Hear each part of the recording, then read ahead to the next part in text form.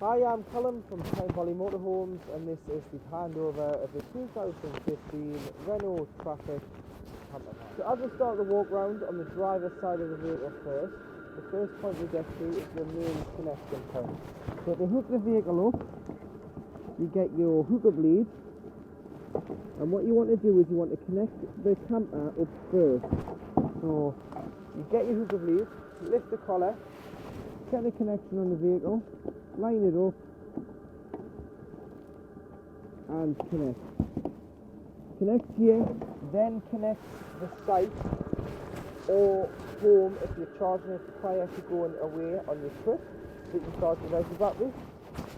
On the back here you've got a little grey cap.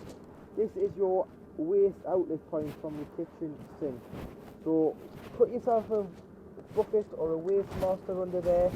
You can add a tube, so get your hose, clip it in there, pop that into your waste master or your bucket to collect your water, and then dispose of that on the site's disposal point. On the back of the van you've got two bike racks fitted to the tailgate, so you pull that down. Two bikes here, opposite ways with the bikes, through the crossbars, through the spokes to tie the wheels onto the rail. Then what I would recommend is you put some sort of bike lock round the bike frames and onto the bike racks if you're leaving the van unattended, so that your bikes can't go missing. Pressing the button here you'll be able to open the tailgate. Do be careful with the tailgate, because with the bike rack on it's put a lot of strain onto the gas struts, so do just be careful. And in here you've got your wardrobe, which we'll see from inside, and your tips and things, and underneath you've got your gas. So this is our gas bottle that was put on to test the vehicle. You'll need, this is a 4.5, oh no it's not, it's a 3.9 should I say, propane. So get yourself a 3.9 propane. To connect the cylinder you've got a bottle top regulator on your pigtail. It's left to tighten, right to loosen, so carry yourself an adjustable wrench or spanner and nip that up before turning the cylinder on. Always make sure that the cylinder is turned off before you start driving. It's a lot safer in case you're involved in any road accident that the gas is shut off. And you do that from the top.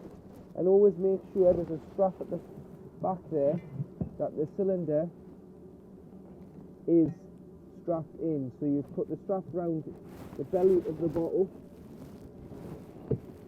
so round the bottle, strap it in, tighten it in so that it's nice and safe and secure for when you travel, so it's not going to roll round the gas locker. As this was previously, in its previous life, a disability vehicle, where the ramps would have been stored, if you pull this you've got a bit of storage, so it's great that this pulls down and you can store things up here, so you can get your desk chairs and your table up there to be stored. But do just make sure that this is locked in before you travel. Coming round to the passenger side of the vehicle,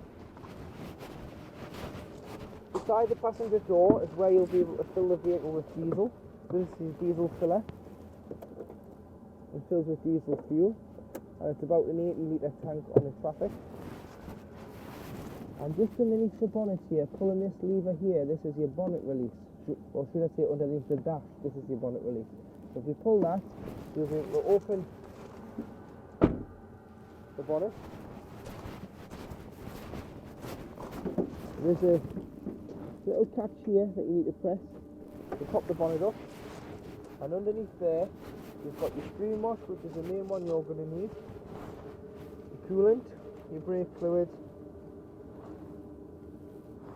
and your engine oil filler. Your battery lives underneath this compartment here, so you've got your battery there with your split relay charge fuses on underneath this cover here, and your dipstick is just down here for checking your levels of oil in the engine. So this is your 12 volt switchboard. So on here it gives you the voltage of the leisure battery. You've got two USBs for charging your devices, and a 12 volt cigarette lighter point.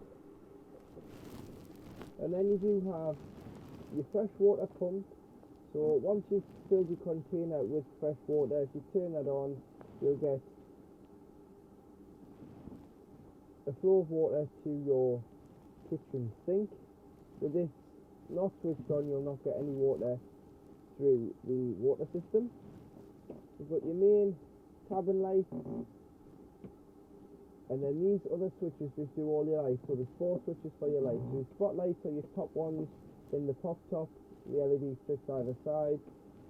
Your running lights are the lights in the kitchen, and your lights are the ones underneath the worktop, and your main cabin lights are the ones beside the sliding cargo door. Beneath you've got two 230 volt main sockets, which will only work when the campervan is hooked up to mains electric.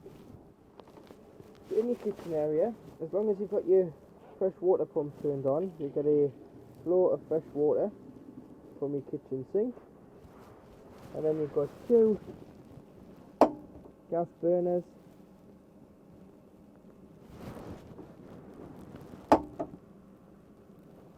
once you've had them on, if you allow them to cool before you put the glass lids down, otherwise you will shatter the glass tops, and that's not what you want.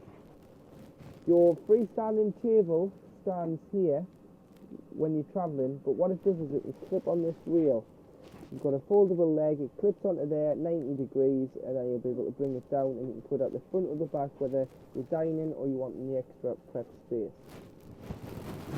In here you'll be able to find your fresh water container, so you need to fill this up with fresh water, as this is what comes through your kitchen tap. You've also got the plug for your fridge and the plug for another appliance in here.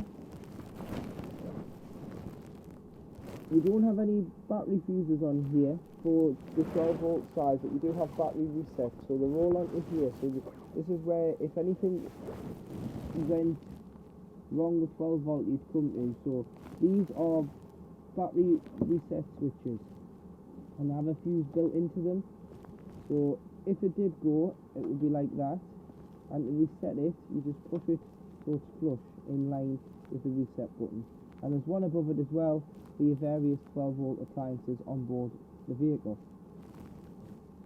Extension socket there, battery inverter. Yes, this van is fitted with a battery inverter. So when on 12 volt and not hooked up, and if you want to use a mains 230 volt appliance, your sockets in the kitchen won't work. You'll have to plug into here, which will allow the inverter to change 12 volts to mains 230 volts. So your appliance will work if you connect it to this plug here. But when you are hooked up, don't use this socket because you're already getting 230 volt in. It's only for when you're wild camping and you're running off 12 volts. At the back in the wardrobe area, underneath this flap is where your leisure battery is. So you've got one leisure battery there and an inverter on the side, which you see is connected directly to your socket underneath the sink area. And you do have a main switch on the inverter as well down the side, so if the inverter wasn't working, just make sure that you haven't knocked it off. But like I say, that will invert 12 volt power off the leisure battery into main 230 main voltage.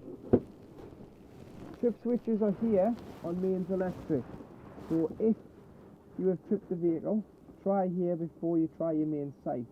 If you think you're not receiving power, the best way to check is by using the RCD and trying to trip the motorhome.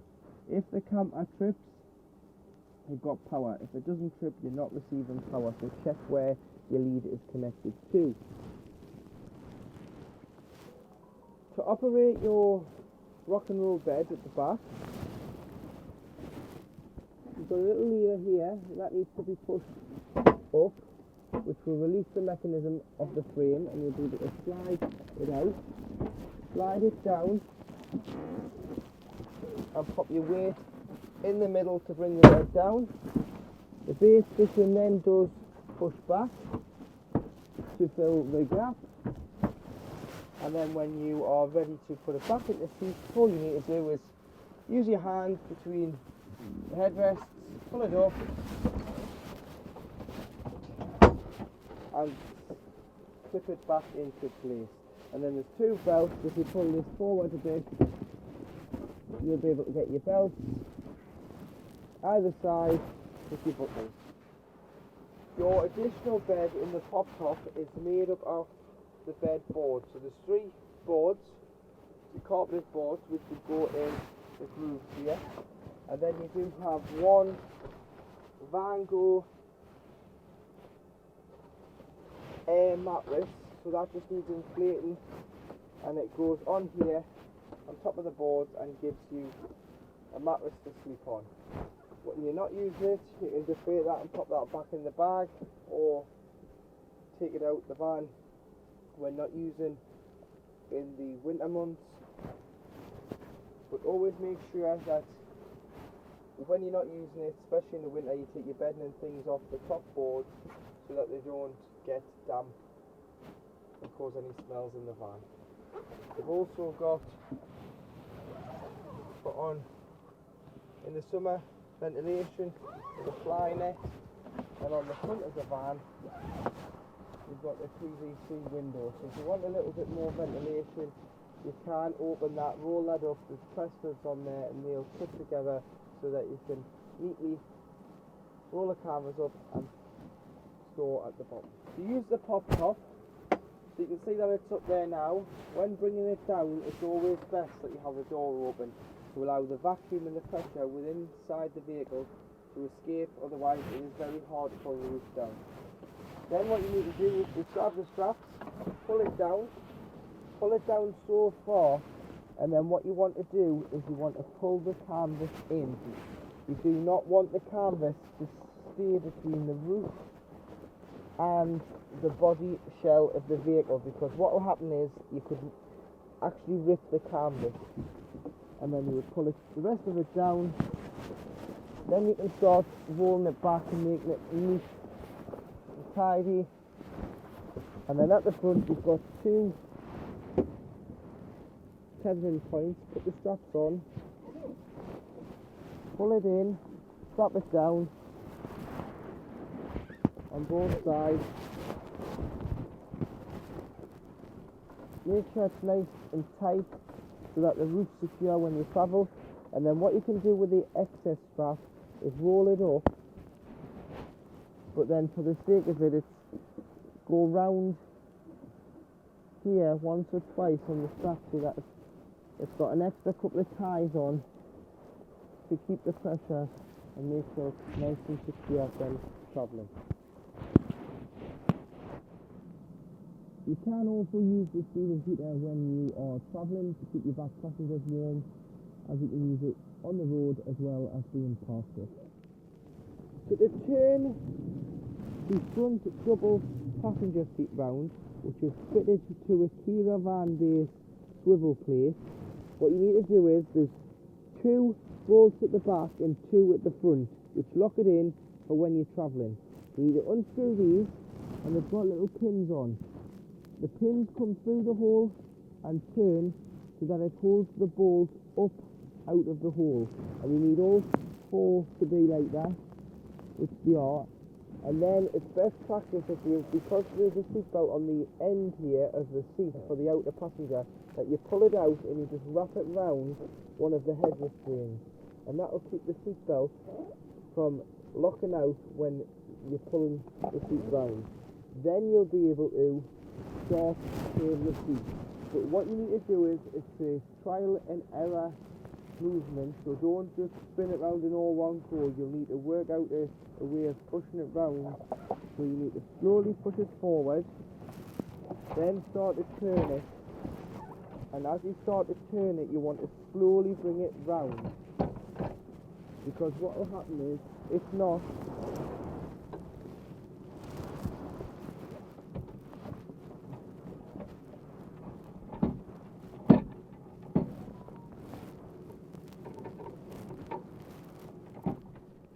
so making sure that the head restraints are both down, if not removed, and the seatbelt you've got a lot of slack on the seat belt when you're turning the seat, so it doesn't tension. If you push it forward and then start to pivot it this way, you'll be able to get your seat into the back so that you've got an added 2 seats in the back instead of just 2 seats off the rock and roll bed. And then make sure when you spin it back round that it's locked into place so it's safe and secure for when you start travelling. And you can't travel with it like this, even if it's just one person in the van, because it blocks the mirror. You need to have it turned the other way for travelling.